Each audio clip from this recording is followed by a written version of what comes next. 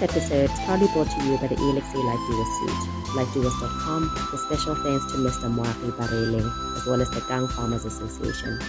We are the doers, the doing that makes a difference in life. Hello everyone, and welcome back to the ELXA Chat with Pros. I'm Laura. Mr. Molokwe, thank you so much for being here, as always. Hi, thanks a lot, Laura. It's my pleasure. Today's chat, we're in Gang, celebrated integrated farming, the highs, lows, benefits, and all. But before that, keeping a balanced portfolio, cattle and small stock. What are the ins and outs? Full dedication to farming as a livelihood. Youth and farming. How can we get them and keep them interested in the industry? Livestock processes, learning and using improved tactics, tapping on expert knowledge. Lastly, we would like to know how the Gang Farmers Association Field Day went. Lessons, wins, and ways forward. From the barracks of the Botswana Defence Force to the farm, our guest today knew that one day the farm would take precedence in his life. Coming from a family of farming, our guest refers to himself as a born farmer. We would like to hear his story to becoming a renowned farmer in the Kalahari district and the chairman of the Gang Farmers Association. Please help me welcome Mr. Moagi Bareling. Re Moagi?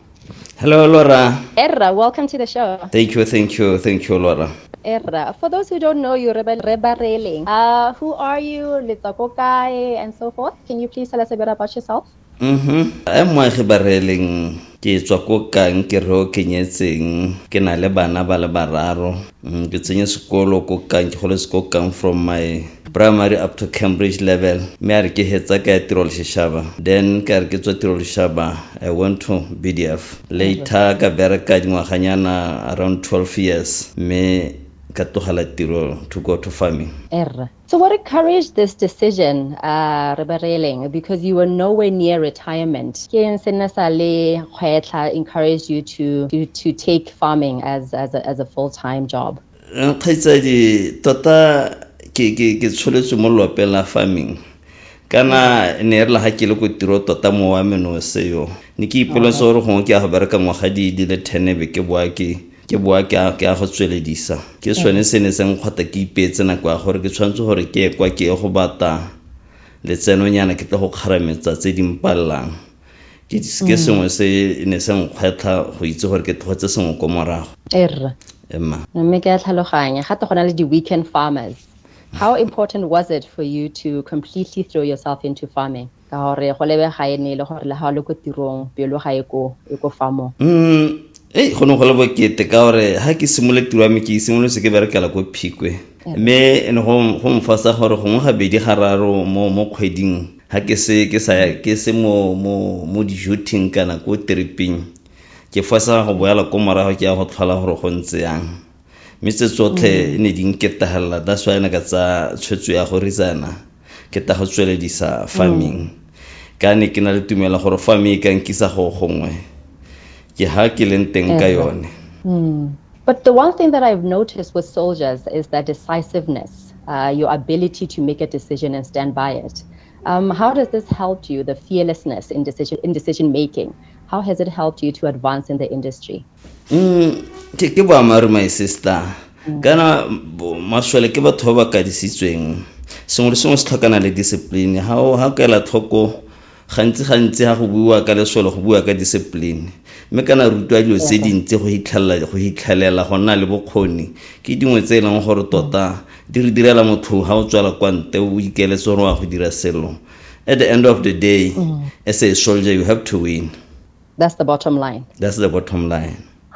But I love that. I love people who are decisive, and I think such career changes, need somebody who's able to make a decision and stand by it and make sure that you not only follow through, but you make it work. Yeah, it's true, my sister. Tota hela le bone ke tsela gore ile go tlogala tiro ba fila relieved ka tota ne ke ba tshunya tota ka tirong nako le nako ke ba ta go tlhola diruo la me tota go mpereketse go tlogala tiro ke tsela gore le gompieno yana nako tse tsotlhe ke amogela megala ba supa ka ha eleng gore ba lebogela ka ha ke gatetseng teng ko pele. But that is so nice. That is really, really nice. So coming from a farming family, what kind of farming did you do? Ne ko kang kana ne le ruela ko kae and so forth? Emma ke morui wa dipodi le dikgomo tota mme ke supela gore go goleng ga me when I was still at school ke ne ke le mothone ke ruile sengwe le sengwe ke supe gore ne ke le motho ne ke ruile mebutla dinonyana ka mehuta ke santse ke le ko sekolong go sale ke developega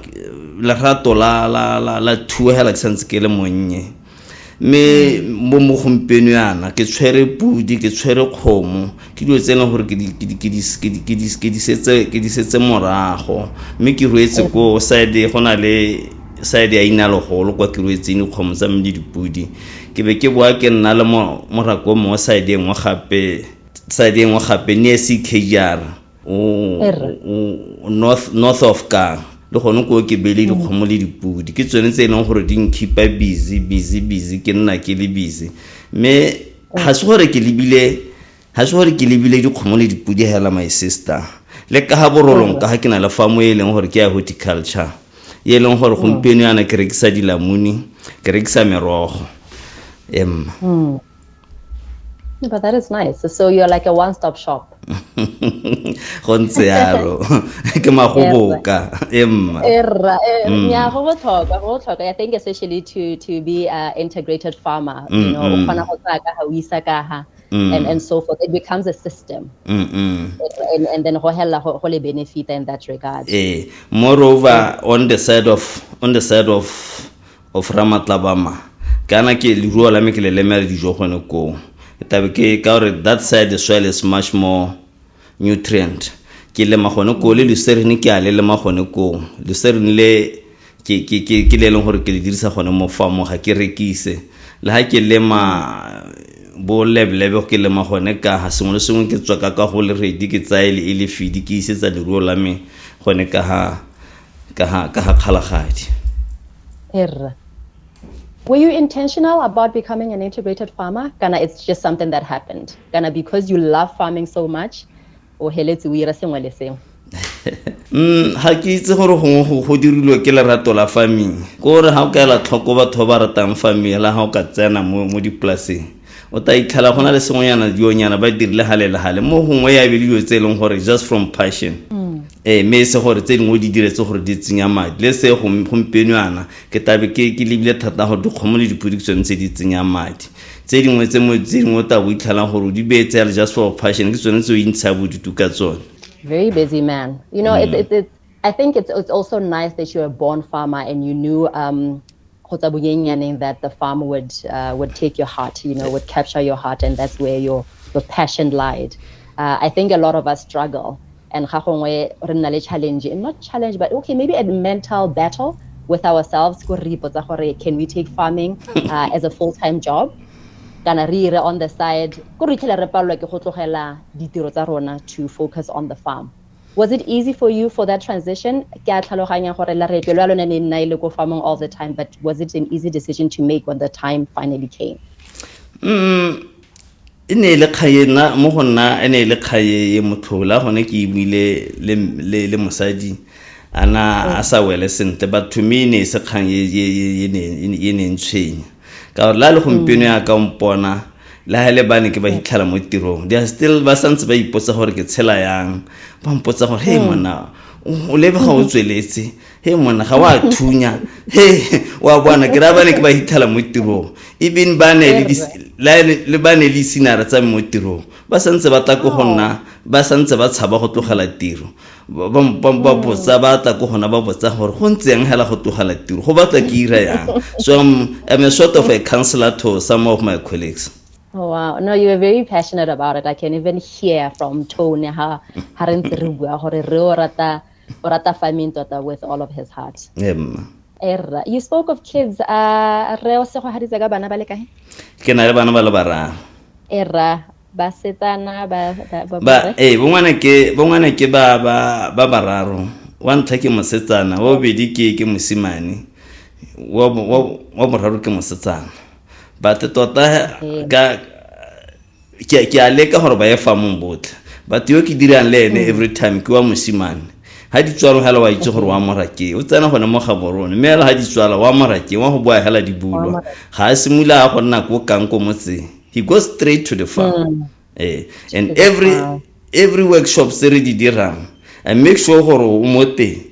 because ke ene my future ke ene le gore ke beile mo go ene ka moso Erra o tla tsa mo go lona and push the legacy forward. Kana tota that's what we want, you know. We want to go the legacy route, you know. Re ska berekela lehela go ntse ya re itse gore go na le o eleng gore o ka tsweledisa. No, but that is really, really nice. And what do you think about the youth in farming?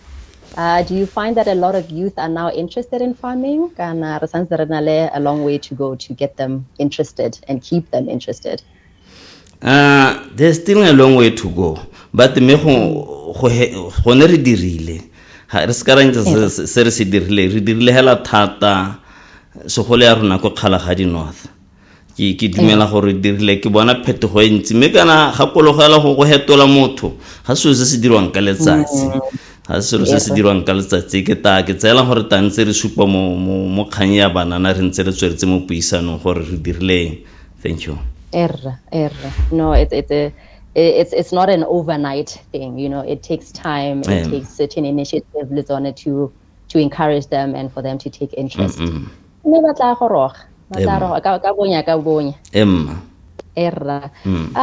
some of the challenges you have faced in the industry, or maybe the biggest challenges?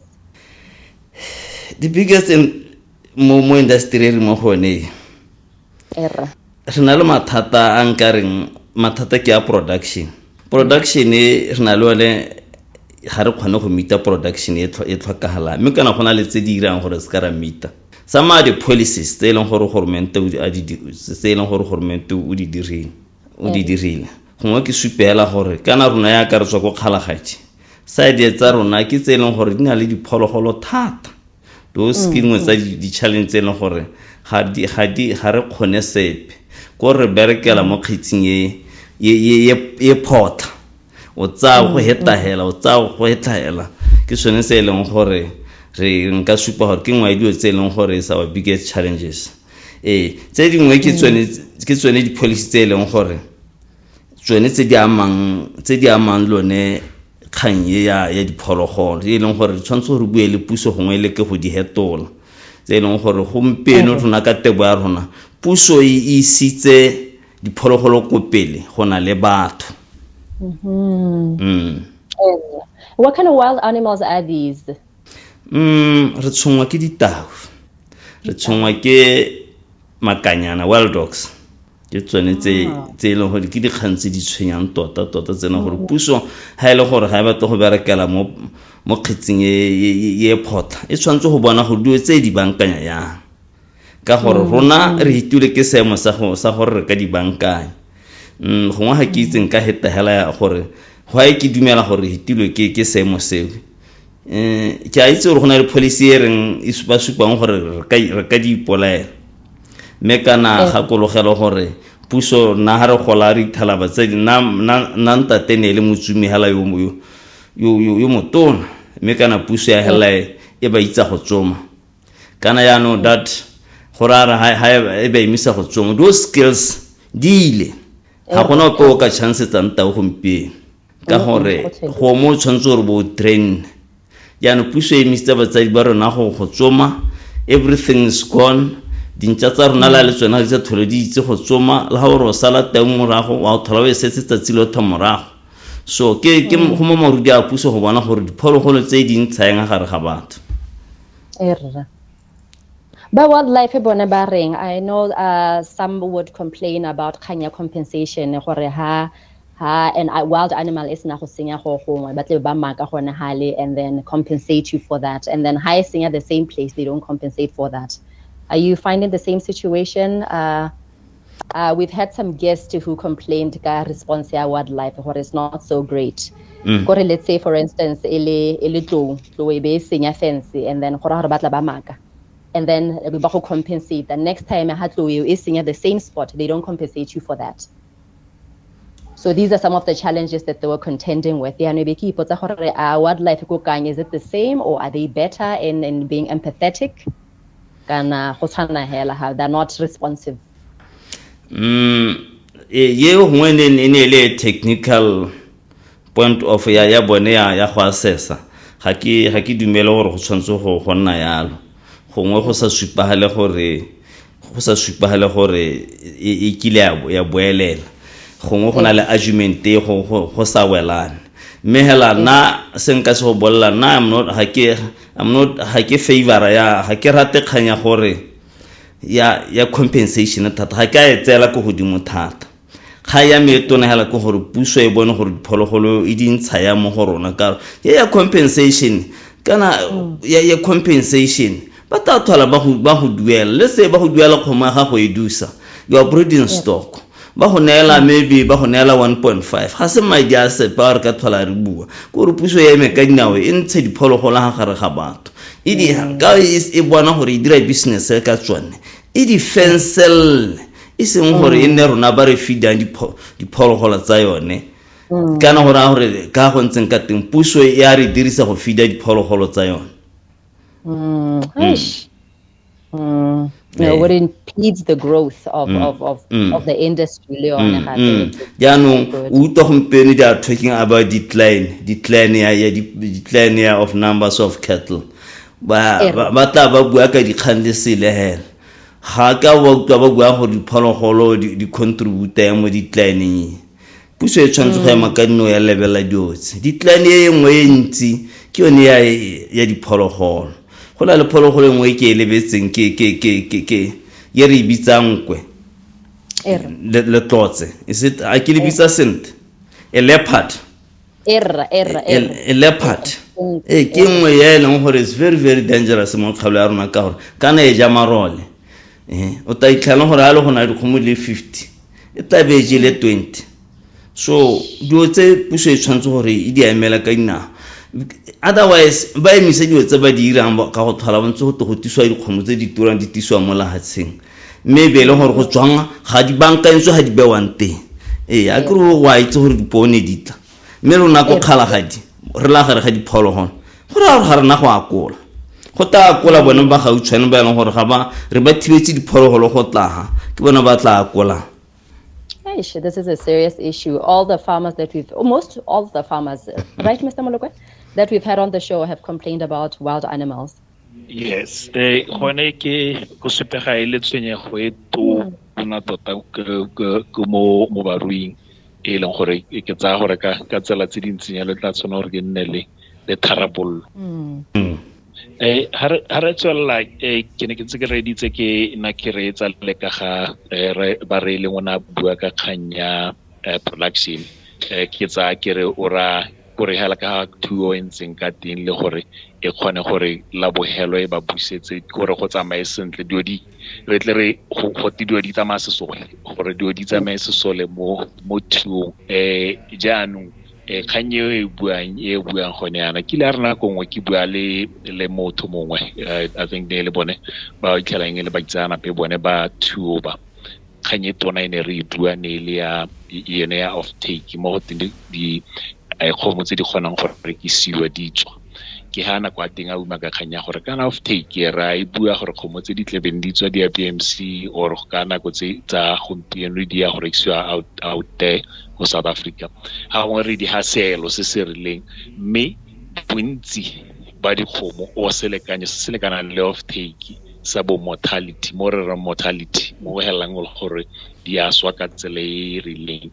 ha gongwe ga timela yone ya off take so ke re ke konotelle mo go yone kganye re ba re leng a buang ka ga yone gore ga re lebella re tshwenyega ka yone head size palo yotlhe ya dikgomo re lebelle le yone kganya gore ga go ntse yalo tse di helang di tswa le tse leng gore re hema gore di iswe already ke gone go swa le gone go jowa ke di batala di kana kang so ke ra re ke re ke konote ke bile ke tla le letse mo go yone kganye e re ba re leng a ipua me go ke follow up le potso hela gore re ba re le mo thuong yalo re tle re bone ga gongwe di farmera go te farmera tsa Botswana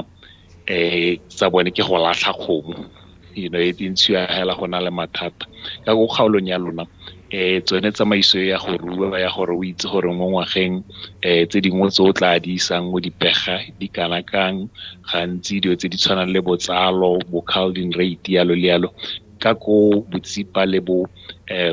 technique jwa go di dira bo tsamayang ga ke so se le kgonang go se hitlhella. Thank you re moloko ke boammaaruri rona ke tsela gore gatetse ko pele ka gore kana dilo tse sale gongwe yaka gongwe association ya me e le malobane e tshwere field ya yone e le labone ke dilo tse sale re tswa re ntse re ithuta ka tsona re bitsa maitsanape ba re ruta ka tsona la gone le ha ne re ntse re di dira mme di re kgothaeditse gore go tlhokana le gore re laole thuo ya rona e nne ya kgwebo mme kana mo gongwe kgotho hela ke gone gore tse dingwe re paledišwa ke government ile jaaka gompieno yana go na le kgang ya gore o itlhela gore o batla go rekisa ko BMC mme go rekisa ko BMC gore o bone madi a botoka is through EU mme kana dilo tse ke tsone tse di nyemisang batswana moko ba hela ba lebella hela yano le gore tota go bokete o tla bo betso motho ko kgaolong kwa gore ene ena go thusang gore o kgone go hitlhela diotse ene tla berela officera yalo ke ene le gore o palisa gore go kgonega nyame ya utlwala kgang ya gago mme ke motho yo ga gongwe ke tle ke re ke mo tingeno optimist mo go lekang go lebella dilo ka tsela e leng gore o na le tshepo le tumelo ya gore di tla siama di kgona go baakangwa ke wena ba tle ba re ga gongwe ke re ke kgang ya gore mo go teng at least take care of the things that are within your control ke tsa gore ka kgato e ya go ira association ya kang ga ke sa go se e dirilwe ka 2017 ke yone ne le ene kgang eo ya gore le mogile gore dio tse dingwe di affecta or ke leng gore di tshwenya batho ka bontsi mo kgaolong jaanong ka bokopano bo le gone gore nya mme ga go ntse yalo re bone metlhale e leng gore tla di tsa re di isa go government re na re di buisanya le bone ka bontsi yalo kgato eo o tsela eo ya go dira dilo jalo e tsamayang ka go kgaolong ya lona ya kang ya go tsaya dilo ka mo go boka le gona go di dira se mmogo le di isa go pusong le ba le mo sa matshwenyego a lona. Era ke boammaaruri kganye ya association tota go supala puso e tla re tsatsi le jaaka phutigo re tswang go gone le wena ntso ya meat regulatory ye ntse re bua ka yone le wena o lemogile gore nako tse tsotlhe bana ba kgalana ba bua ka di-association jaaka le gompieno yana ke gone ko phutigo ke dirile thulaganyo le PS gore ke re go bua kganya AI e leng gore mo kgaolo ya rona ya phuluhudu sa letsa wa ke puso e tsa mo go rona e ya dima mme ga isetla ba re busitse mme go lemoga hela gore ke tswa kwa association o ntitile a ba supa gore re be ke etang re ire thulaganyo re kwapane re bue ka AI ya busetse mo go rona ke re ke boammaaruri association ke tsela le boammaaruri tse dintse re tla di kgona ke rata ka ha we banka teng gore go adima so botle ba adimileng a ba buisa go tsaya ke tsela e leng gore e siame le kgona go tsweledisa dio ka bontsi tota kana ga gongwe ba re dio ga re di pe mo maruding tse dingwe ba itle ba re ga gongwe ha o dira selo le o lebella o ka ba bona gore mo go teng setlhako se baballa o ga gongwe hela dio tsa ka bontsi tsa thuo re kgona go lebella gone ba puso ba bere ke ba puso one ha kgwedi hela o SMS ya tsena ke tsa gore o kila o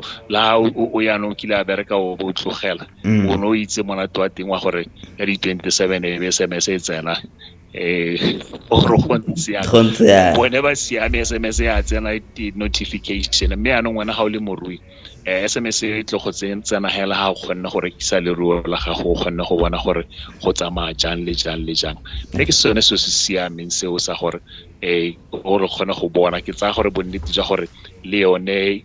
affiliation e tso tsana le bo BNBP gore issue tsa lona le kgona go nna le di isa pele le kgona go bona jalo gore go tsamaya ke yone kganyeno ya gore re kgona go bona gore go tsamaya ka di-association kganye tona e gape eno e bua ke yone ya bo go tshwana le the Mera bill ke na ka rata before re buisanye o bua ka gore dio tsa semolao ke dio tse di tsang nako le kontleng ga go tsaya nako ya no di tlhoka gore di tlhoka ditlhaloganyo ka bontsi di kopana although kana ga gongwe kontleng ga mo go nna le bo mantsutswidi ba itseng gore se tsamaya jang le jang mme kontleng ga mo go kopana selo go bona gore go tsamaya le gone go a tlhokega ke bona tsa bo di Mera bill collectively ya la association le khona go bona gore go tsamaya jang dio ka go bontsi go tshwana le tse ke tsela gore molawana o tota boammaruri go lebega o tla tsamaya sentle ka ro o gorogile ko difamareng maybe le yona tsamaisa gompeno o supile gore ba bana le dikakgelo ba ditise gongwe ditshwaelo bana ba ntse ba tshwaela ba ditise go gwene go ye go bankangwa yone bili go le go bona gore e bankangwa ka tsele di famara di batlang ka teng ke re so se ha puso ya ka tswela e dira ka tsela e batlang go dira ka teng ya itse gore rona ke rona ba re batlang gore go dirwa ka re batlang ka teng e seng gore bone ba dire ka go rata ga bone gongwe ba dire tse leng gore ba bona gore gongwe tsone di ba siametse ke lebella ke kganyentle thata eo e buang ha re yanong re lebella kgaolo ya gago eo leng chairman ya yone ya khalagadi tla ke re gantsi ka go barui ke ba bontseng bontsi ke go tlhakane ke ba di polasi ba le ba di mahodiso a tlhakanetsweng kana ke mahodiso a tlhakanetsweng hela mo reng community area erra nya di polasi di teng ba di a feo di polasi di teng di a feo bontsi sa communal area ye leng gore tota re kile ra ne re go gana le puso go le ka go bona gore mme this our communal area ha gona ya ka ba kare ha gore ha go kgona gang teng di fensive ka gore gongwe rona re le ba Kgalagadi North re dumela gore go mo le rona go re busetsa ko morago ka gore ha ke le re barele gongwe ke na le marola a le 100 maybe re a sena go tsela le 100 ha o setse gongwe a tshwantse go tsena mo breeding stockong ke be ka go itlhala ke setse ka gongwe ka 30 ke dio tse di iregang tse leng gore re fila gore di re busetsa ko morago mme hela puso ha ne ka ema ka dina gongwe ya re ha mahelo a fensiwa a ka re isa go gongwe ka ha ke bonang ka teng ke bona ka ha leng gore ba mo dipolasing ba sireletsegile ka teng seo se ntang se re ke letswa ga go ke go ira thuo e leng gore engare gore ga se mo o latlhela mo ba reng wa bo o latlhiletse hela gore go se tla iregang se tla irega ke tsa gore ke letswa ga go ke go ira dilo tse leng gore di nkare go intentional o tle bore ke mo thuong eo ke fence farm ga gore kana go ga gona go bona defense farm meanong se re ka se irang keng gore re ire gore gore le yone tshwana le se re ha sekai mo go tshwana le go gwedisa breeding yalo ya go batla ga ona le poo ile go mo sa ekipa mo sakeng ga o le mo community a leng tla na gore gona go gola sengwe le sengwe hela se setlang meano ga ona le in a fenced area control e nna teng o gona go itse gore go ira ga jang le jang le dio tsa go somarela dipodiso a gago mahodiso a gago gona go itse gore go ira galang ke ga gore ke mokaneng ke tlhaloganya le go supporta seo se buang ka ene tsele ntseng ya le gore go ka thusa mme ena kganye ntseng ya lo gantsi ke ra gore ke yone kganye leng gore re kile ra bua ka yone policy ya gore go change go dumelwe gore go irwe mo go teng communal areas di fensiwe go teng no ka ke re kganye ne go na le kganya bo 6x6 bo 8x8 ya lo bogologolo ya go teng no ga ntse yalo go ka kgona gore go tratelwe go tere ba re leng o ka kgona go tsaya area re ke sone seo se ke ra ga ke go tsenye mahoko ganong ke tsa jalo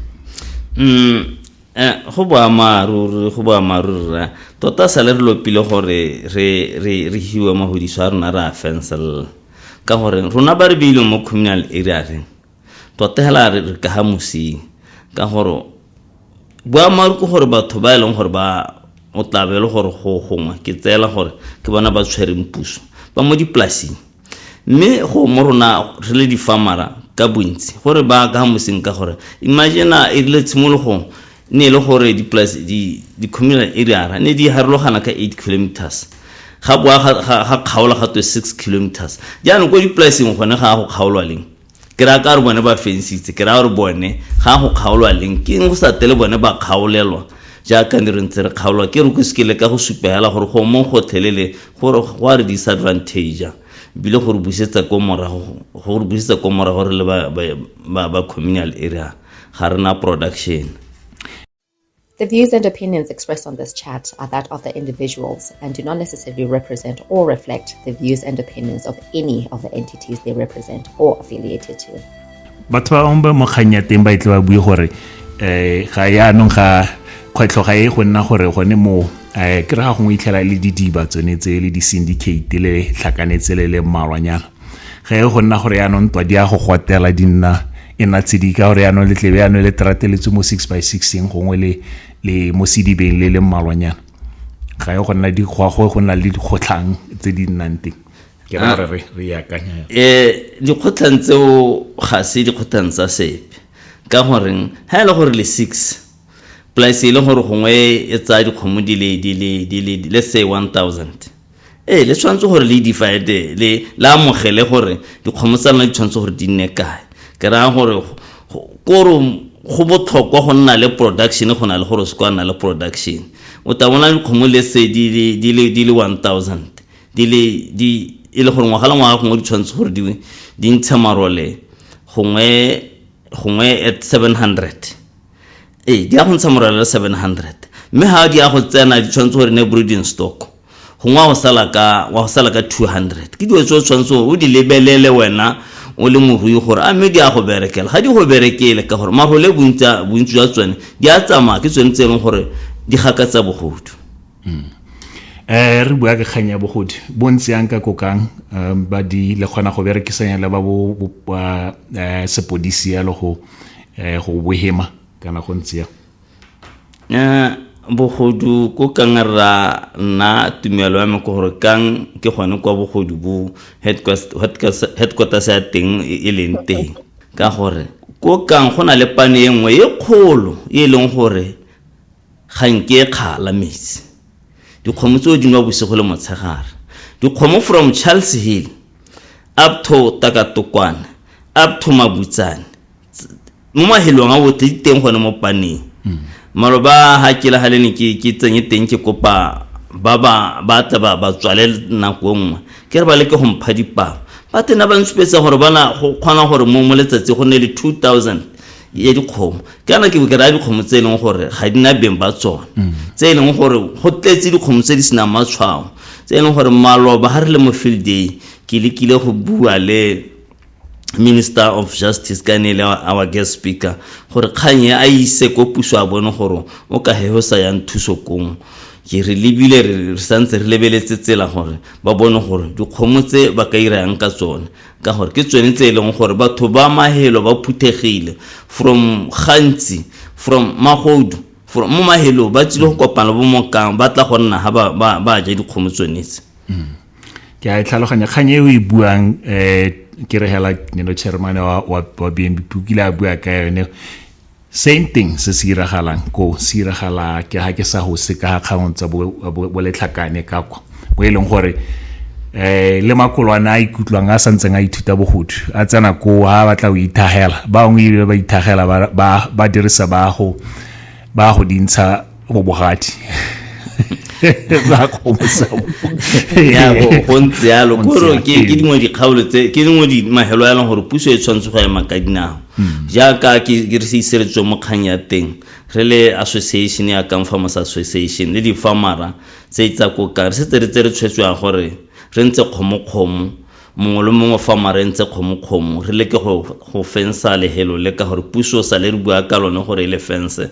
we project ya te simula gone juniana mo gone o kgwedi re tshwantse re be simula re kola ka dikgomo tse le gore re batla go fensa lehelo le ga sena go fensa lehelo le re be re bona dikgomo tse re ka di tshwara yang ra di batisa beng ba tsone ka gore gompienwana ba shimane ba teng ba le ka go tswala mme dikgomo tse re the following day ba le go di batisa beng ba tsone ba ntse ba le ka mme dikgomo tse di dintse hela thata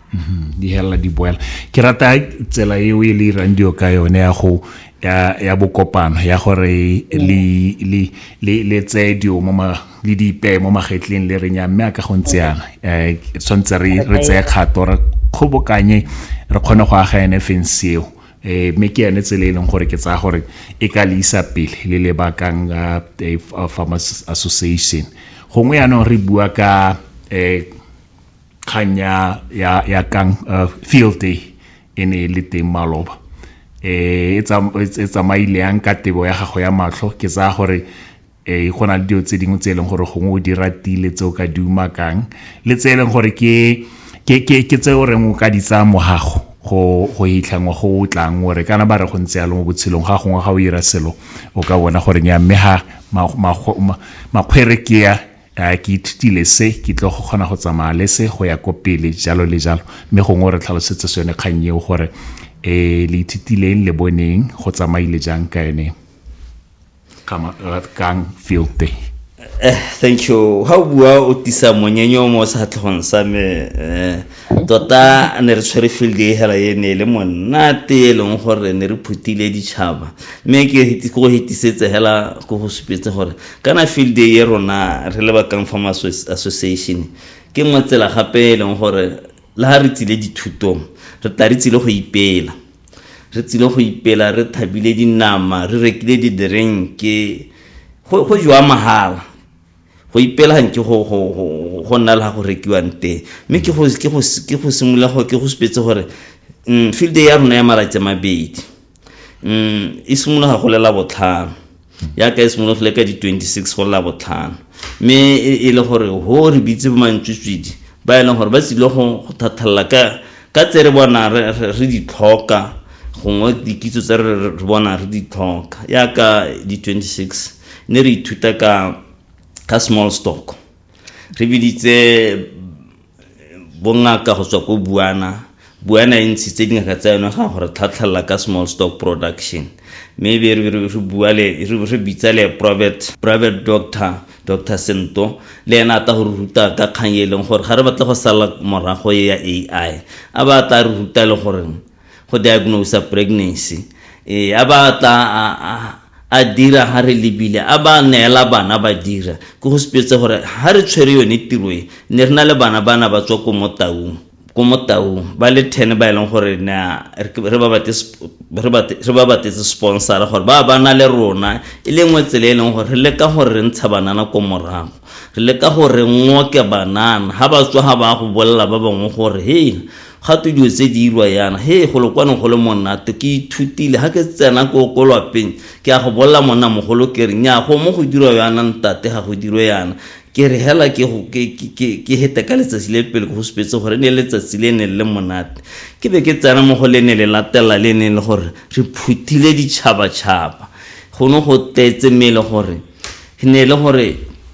mo letsatsing le sethogo sa rona bogolo jang e ne se bua ka banana e le gore ra re le ka go ngwa ka banana re ba ngwakela mo temothuong ka go bo supetsa botlhokwa jwa go dira dijo mme ke supe ya le gore ne re biditse di motivational speaker ba ngwe ba tswa ka South Africa ba bangwe ba tswa ko Mokane mme segolobogolo re lekile gore bana ba dikolo batle mme ne re na le bana ba dikolo de more than 200 bana ba sekolo bana ba le teng ba eleng gore na ga hela le gore one of our motivational speaker even Thapelo Style Khosi a helela ntsha kgomo ya sementala e start a re wa go eneela ngwana yo o tsileng go pasa wa standard 7 ke re go spetsela gore kgomo ne le ngwe ka itsene di supa gore tiro ya rona ne ya ategile thata se ke a bona gore go hane go sa tshamekiwe ne go go tshamekiwa ne go sa tshamekiwe ka kganyeno e bua mme ke rata thata kana pele o no uma ka gore ke yone kganyeo ya gore le tsa kgato tse di rileng gore le itlhabolle le tlhabolle le bone bana ba tlebeng ba tla mo dingwageng tse di tlebeng ditla mme yone kgato ya gore be le kgona go tsaya bana ba dikolo le ba isa ko pele se se tona ke gore laga le yone kgatlhego because kana dio tse go simolla ka go simolla pele o le ka go tsenya kgatlhego gore e nne teng ga kgatlhego e senana e nna teng jalo o bo tsweledisa gore yana ba lemoga gore ba ka tsenya natla e leng gore ya tlhokagala gore go kgona gore o hetole passion kgatlhego hela o e hetole yanong e nne reality mo e leng gore ba tlhaloganya go direga mme re ke ratile thata o buileng gore bo mantswitswidi ba itsanape bone ba thuo go tswa mo buana bana ba le ha letsatsi la ntlha ke kologala re sentona le teng kwa lene ka dio tsa bodi pregnancy tax di tsa gore go iragalang jang le jang mme ke so se sentle thata se kgona gore se le ira gore le bone gore go tsamaya jang go se ka ganna gore ya no re ke mo gane ngola tlhela peo o tshepa gore go tla ke gore ha le ira thuo ene o le ira ka ene tsela e leng gore kgona go tsamaya sentle jalo le jalo so ba ne ba ntse yang feedback ke bane ba ke wena hela o no le monyeme ka le bone ba go hile feedback e no nang pelo e siameng gore go kgone go siame thata le gompieno yana I'm still receiving some feedbacks le gone go tswa ko South Africa bana ba batona borre moalusi serapelwane go santsa supa gore our association e dira tiruente na ba kgatlhegile ba supa gore ke lantha ba bona bana ba phutile ba rutwa at that age ba supa gore we are in a right track ba lebogile hela thata le ba mo kara ba santse ba tsweletse ka go supa yalo gore le gatetse pele tswela hela le dire yalo ga kologela ra kana sa le association ya rona re etha me ne re sa tlhoke gore re ile thulaganya gore bana ba dikolo ba le part of us me o ka lebela gore after gongwe 10 years gore ga go nna ya ke nngwe ye leng gore ke re mototo ka no e leng gore re itamile go thusa puso ka go promote agriculture ke nngwe ye leng gore re menutse re ntshitse di huba re supa gore a go ya male puso go leka go tlhabolla temothuo kana go e thabolola le go akere go e promote le go e tswakanya gore e tiseletse mo lahatseng ke so se sa monate se se utlwisang ka se e seng go utlwisa monatla ke re se tsenya monyinyo di se itumedisa hela ka go harologana ga teng letsatsi le latelang ditshupo di ne di ntseang di tsa go supa tsa go supa leruo go supa tsotlhe di thuta dipuisano ko ntleng ga lantla gona ga tswela yang le gone ne go gore thetho thata ra no go le le teng dipudne le teng ka mehuta ya tsone bana ba tswa go bona ko dipudi tse leng gore ke tsa mashi ba ntse ba sa itsena ba sa di mehuta all kind of breeds ba tswa go di bona di khomone le teng go no go le monate hela thata all maphata ga government na le teng bana ba tsama ba ithuta gore le lephata le dira eng a thusana jang le one ma di parastatal tse di tshwana le bosida they were there ba ruta bana gore go hetsa sekolo tle go tsa madi le tsweledisa ya ke itimela hela thata gongwe Laura o batla go latlhela sengwe ka ko o ka tswella I'm sitting here smiling. More. The fact that the field day was such a success, and the fact that kids are getting invited to these initiatives. I say that in the industry and all of that, and most of it comes from background, and educating them while they're still young, and tapping into that interest, so that about farming and want to learn more, and then they'll become successful farmers. So the fact that students were brought in, young kids were brought in, and it's all about it. Is all about it, and just investing in the youth. I think that's very, very important. Emma, Erra. Golo ha o bona boammaruri le Batswana, my sister, ha so re godisa bana sentle. Kore ke re ipolla gore go ba bana mo magaeng kana re ba mo toropong ke aka le gore ra ba rata. Tlabe o le lora ha o tswa o ya morakeng o tlogela ngwana ke sengwe se dilo tse leng gore ke tsela gore re le Batswana di tshwantse gore re bona gore re emisa go di dira. Ngwana o batla go simolola le monnye, ha o ka re batla go ruta ngwana o bo simolola o mo ruta go dile o batla gore o tore ngwana ga go utwa ka moso. I bet kids lead by example. They want to emulate that. So I really, really appreciate that. And also just listening to you speak, the passion behind your statements as you relay them, and also I think anybody who knows me knows how much I appreciate people who work as a collective, how powerful you become, and lead more. So for standing in solidarity as the chairman of the Farmers Association, bringing the people together for a common cause. So it's something worth celebrating and to be spoken of, proudly and loudly. Emma, me ke a leboga lora ke supela ya gore tota dilo tse tsa boithaopo tota ke ana ke kgantsa boithaopo ke dilo tse gore di batla ona le passion. Ha o sena passion go a phutlhama hela gone hong go batla ona le passion o itse gore o tla o ikane gore o tla emela batho a kana le hatsela gago go bona gore go ngolisa go gongwe le wena. If you're doing it for the passion, you'll go above and beyond the challenges, you'll still go on. My sister. So what is Remoagi currently working on? We understand that the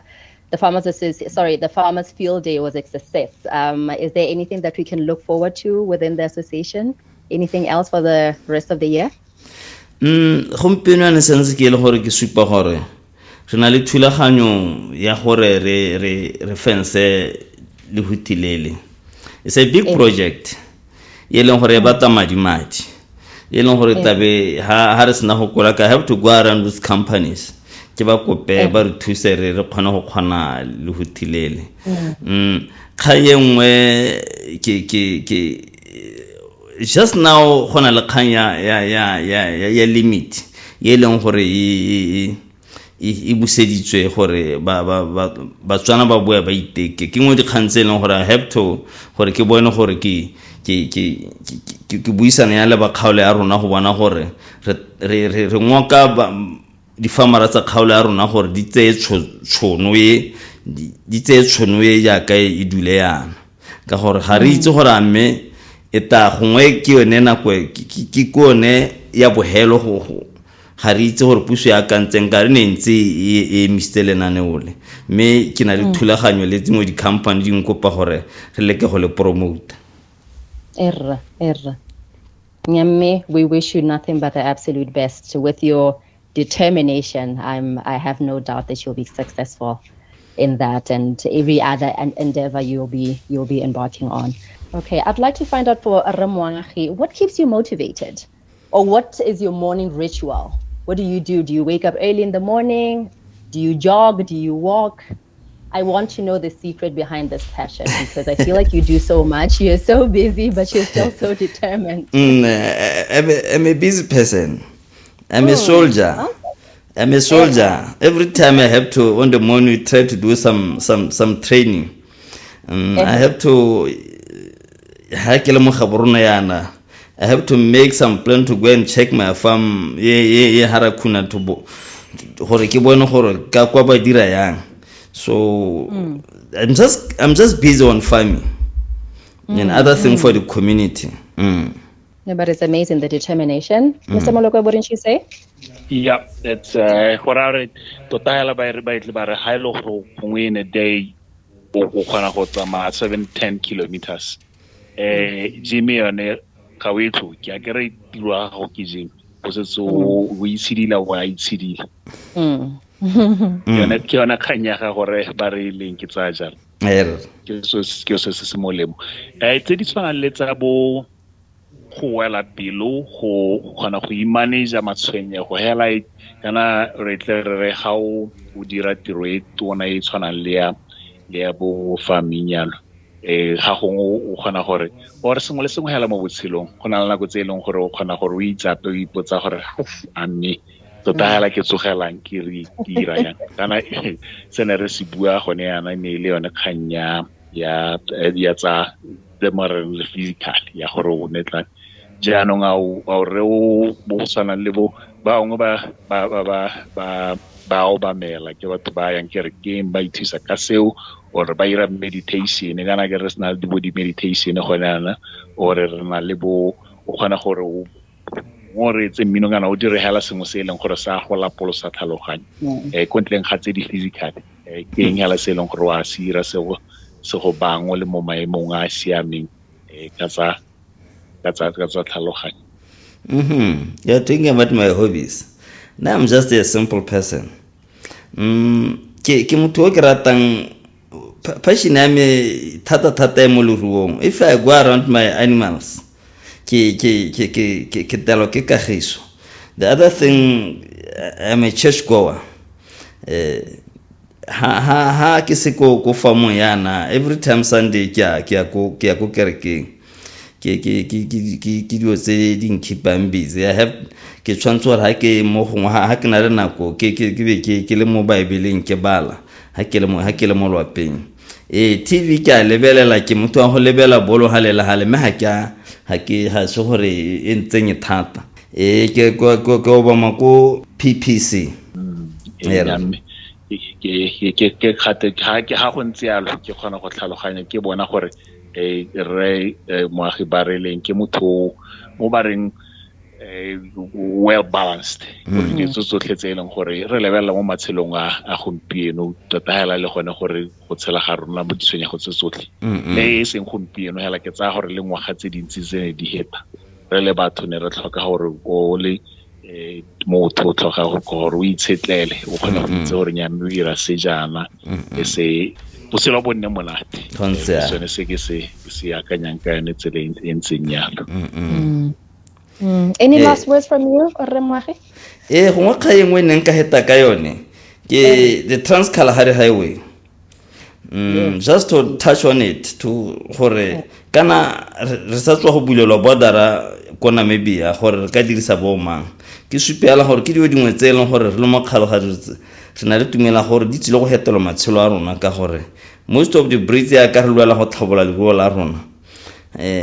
Namibia e supa e santse na di breed tse di botoka segolo ya on small stock ke re go mo hela gore bereketse le gone hela yone tsele ya Trans-Kalahari gongwe puso e ka leka go ya emela ka dinao ka gore e tisa letseno hela le mo wa bona gore tsela e tisa letseno ka dikoloi tse di tsamaya mo golone ke re ke ngwa dio tseno gore ska ka tlogela ko morago ka khole kganyo ya puso ya gore e lete gore re khona go ya Namibia re sena di passport. Ya me ke khanye ntle ke tsa gore ga go ntse yalo kana ga go seo se ra gone gore go bula batho ba ileng gore le khona go berekisanya le bone le khona go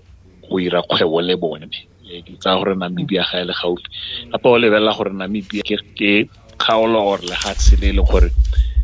temothuo le bone ba etsetse go godimo so ke tsa gore le tla khona go tshedisanya mmogo le dirisanya mmogo go na le kganyengwe kana re tsa gore o dira living the small stock ya matlhabelo a di hutsane gone ko ke a itse gore ke go tsa bongo go se khalanyana mme ke tsaya gore le yone la go e dirisa kana dio tsa gare ga di dirilwe e di dirise di le thuse e nne tsone tse gore di tsaya matshelo a rona di isa ko pele hela gongwe before re tswella gongwe yeo yone o e tsaya jang ra go boitumelo gore gongwe puso e be bone gore sengwe se dira mo kgala ga dira ke ka kgolegela seo ke mo lenaneo le leng gore tshwanetse gore e re ha e bulwa re eme nokeng mme kana ra gakologela gore dio tse dikgang tse re di utlwang ke gore market one o bonywe mme market ha o bonywe kgang ke gore ga rena dipalo tse leng gore di ka re ka ha re simola re neela lehatshe yone nama ya pudi ra go helela gongwe in 3 months re tla be re heletse jaanong puso e leka ka tsotlhe tsa gore e re neele lehatshe ke kope puso gore a eme le kganye ka dinao mme e neele batho lehatshe ba e leng gore go supala ba leke go simola ka batho ba e leng gore go supala ba ka tisa phetogo mo botshelong ka gore tota go setse go supegile mo lehatshe le le ntse le neelwa batho gore le hela batho ba le rekisa ka gore ne le hela le neelwa batho ba e leng gore go tlhelle ga ba ne tiriso le lehatshe ke a utla tota kganya gago ya mme ke tsaya gore re di ipetse di ho ka tsela tse tsotlhe tse re setseng re di buile kganya lerato mo industry le le teng kganya go batla go ira dilo ka ga o batlang gore di tsamaya ka teng o tsenya yone tsela e o ro tsenya natleo ya gore o hele o dira gore di diragale ke ra gore ka ga ke setseng ka bone ka teng ke na le tshepa gore le tla kgona go goroga gone ko le batlang teng mme gongwe Laura go ka garela wa tswela la puisanyo ke ratile ya the Trans-Kalahari Highway. I feel like if the borders open, it will definitely improve trade, in the southern region as well as Africa. So it would be greatly beneficial for farmers in Gang and surroundings. So definitely, I think that we will only utilize our Omangs, our IDs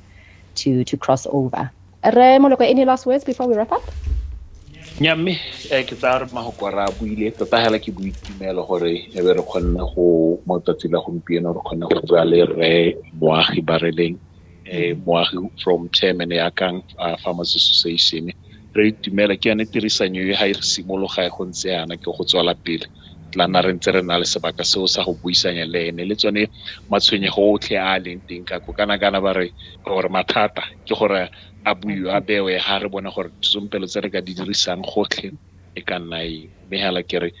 mo tsatsi la gompieno ke mo lebogere Moagi Bareleng re itumela gore ba dirile sebaka gore re kgone go buisanya ke re le ka mosorra